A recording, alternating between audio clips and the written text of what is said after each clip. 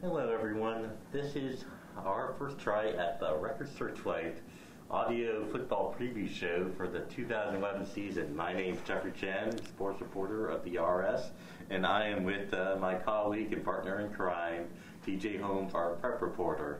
Before we dive into this upcoming Friday's list of games, let's do a quick recap of last week's Week 0 action, which turned out to be pretty interesting. First of all, Enterprise had the keynote victory of Week 0. They went on the road down south and beat Del Campo 17-10 in double overtime. Foothill beat Dixon 60-0 at home when there was a running clock for the entire second half. Shasta beat Laston 27-17, and West Valley got blanked by Sutter 7-0. In the smaller schools area, Fall River beat Bernie 36-6, and Modoc beat Mount Shasta 27-6. And finally, Trinity blanked Wairika 30-0, and that leads us to this week's game of the week, Trinity at Central Valley. Before we go into this week's action, what is your initial thoughts about last week's results, TJ? Northern Section got a big win with Enterprise. I mean, that was big. I know Del Campo, they were ranked pretty high by the SAC Beast, so that was a big one. And Paradise beat Merced 20-13 at home as well. So the Northern Section was well represented, and that's not including what Foothill did to Dixon. Okay, onward to Trinity at Central Valley, game of the week. We decided to give it this game of the week status because it's kind of an intriguing Division III, Division II matchup. When you heard the score last week, Trinity 30, Wairika 0, what were your initial thoughts, DJ? Well, I knew Wairika isn't that strong, but Trinity just, I guess, might be that good this year. We'll find out. This is going to be a good matchup to a really big testament to see how strong Trinity really is this year. Wairika wasn't afraid to go to the scrimmage, the 4-team scrimmage at Enterprise, and both Enterprise and Shasta coaches thought they were young, but they had some promise. So the way Trinity manhandled them 30-0, I think they had 416 yards of total offense to 196. That's an indication that that's a pretty strong Wolves team. Yeah. You will be at the Ron Ham Memorial Stadium to watch Trinity CV. What do you think are going to be the keys of that game? Well, obviously, the team that moves the ball. Both teams are going to be running the ball a lot. With Trinity having Luke Curran, and CV runs at wing T as well. So it's really going to be of who can really hang onto the ball and make the less mistakes. In your view, what do you think is going to be, how important of a game is it for Trinity and how important of a game is for CV, looking at a more long-term view? Well, Trinity, this could be a good one because, they're going to come down to the wire to, a couple of top seeds there. They really want to get that top playoff seed there at the end. And, these early higher division games really could help them with that. CV manhandled Trinity last year, up there, and now they get them at home. So, this is kind of playing down for CV, but this is still a good Trinity team that CV could be taking on, so they can't take it lightly.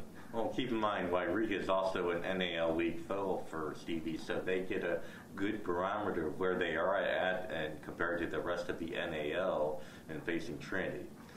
Okay, now we are going to move on to another game. It'll be West Valley at Shasta.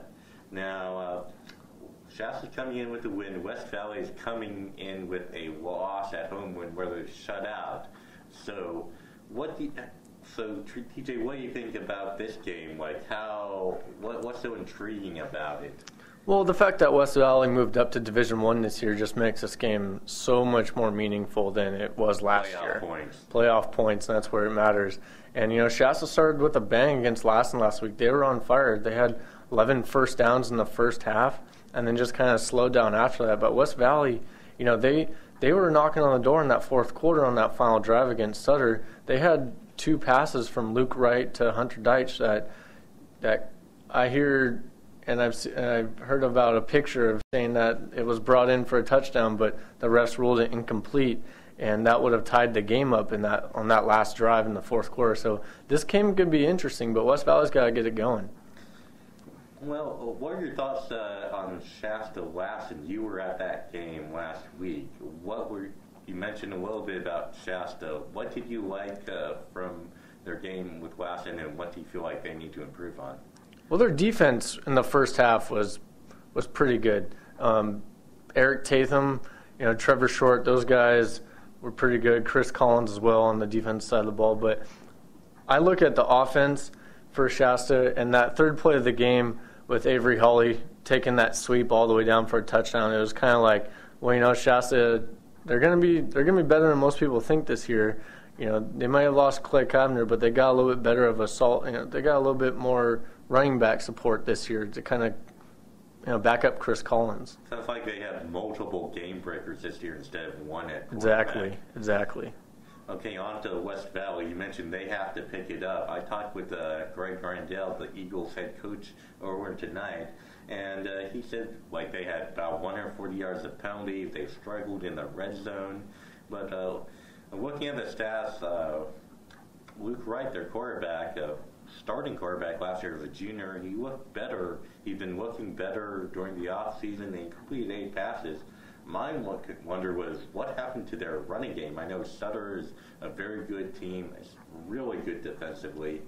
But, with Josh Bacher, a 1,300-yard runner last year, they have to at least get the running game going to have any chance against Shasta this game. Well, and the penalties really eat you up because when you go backwards into the forwards, you're not going to be able to run the ball like you want to.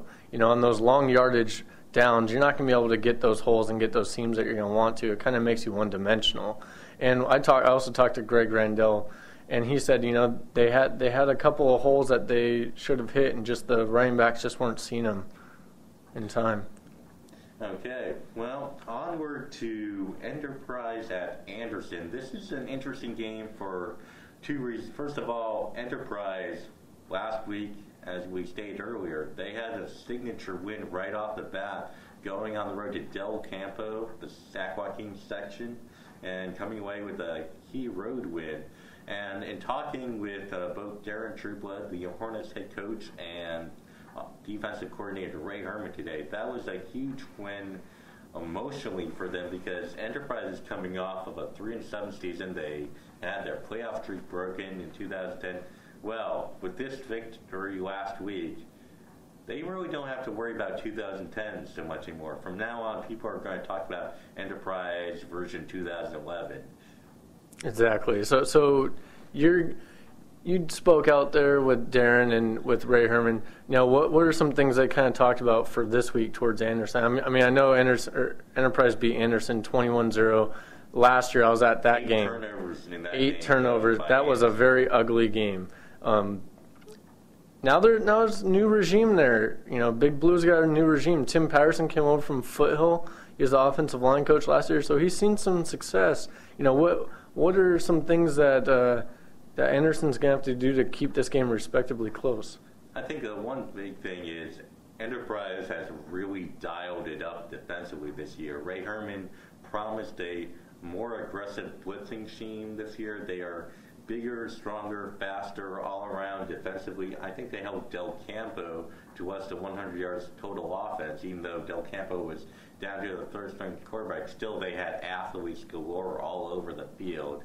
And Enterprise just shut them down for the most part. So Anderson, still running the Veer offense, they are going to have to find a way to run the ball successfully to have any chance. And Enterprise, they didn't move the ball great against Del Campo, but they still got the important points. Brad Woods ran the ball okay. Alex Henderson hit the KOC for a key overtime touchdown pass. So they'll be okay on that end too. What do you expect from Anderson? You got to preview them, TJ. Mm-hmm. Well, I believe that Garrett Greenhaw he's not as quick as Casey Meyer was last year. I think he'll throw a little bit better of a ball, though.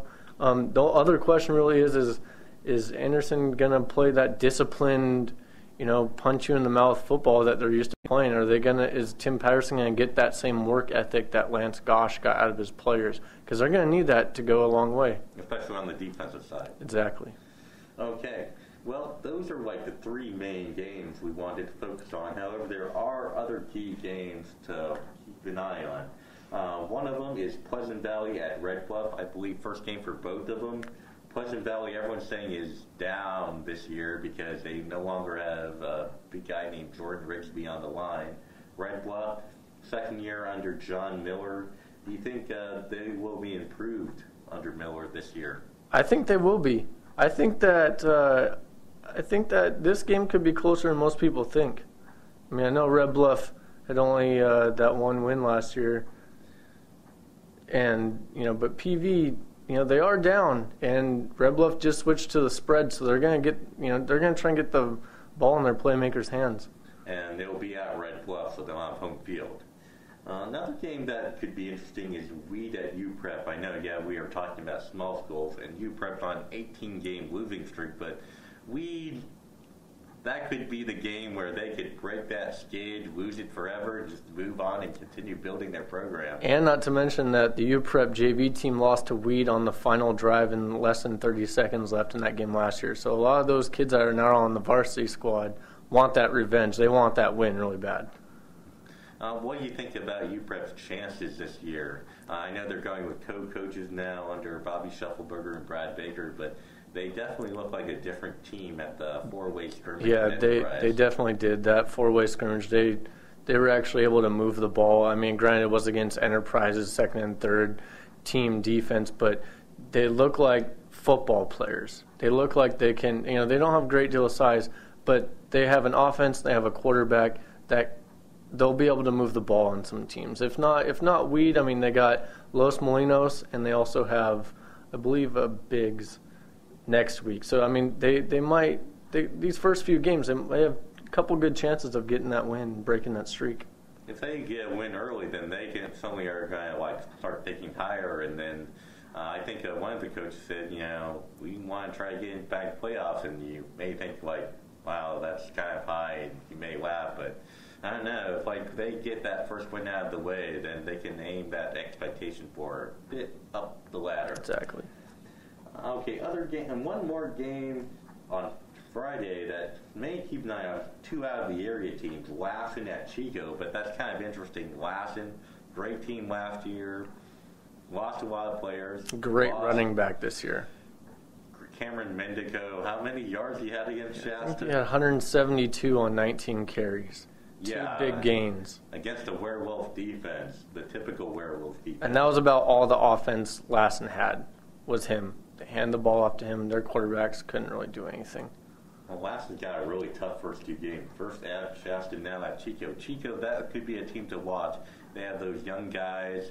Their promising quarterback is back. Jesse Holmes, probably the top receiver in the section, is back. They could be a team to watch down the road.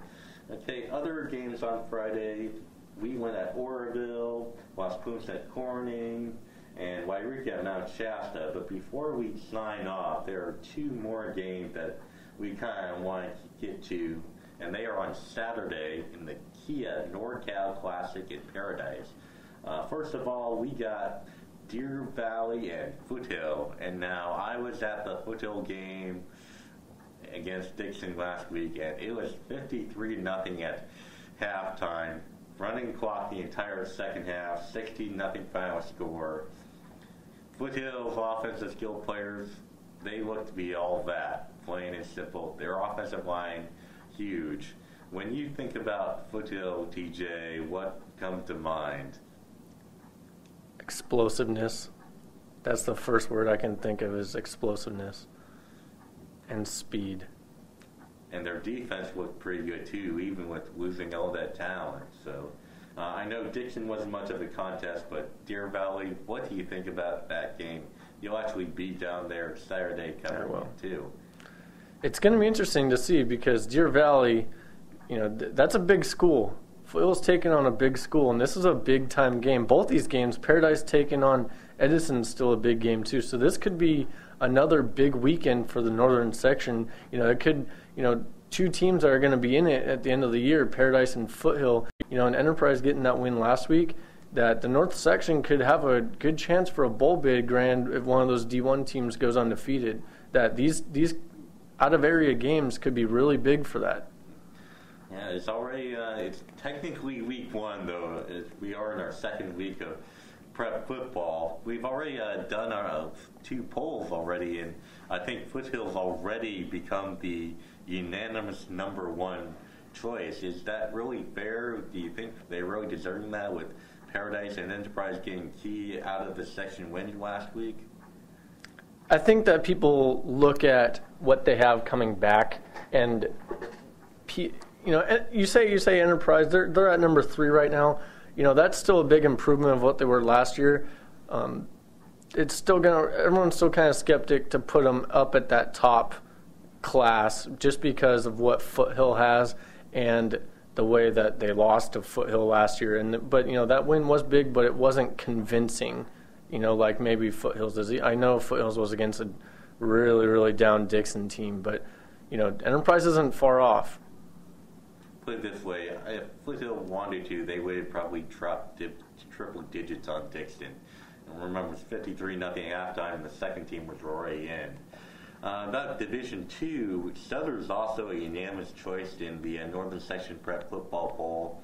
They got all 9 of their votes, and Lassen's 2, Wheatland's 3, Stevie's 4, and Orland's stinks at 5 in front of Corning.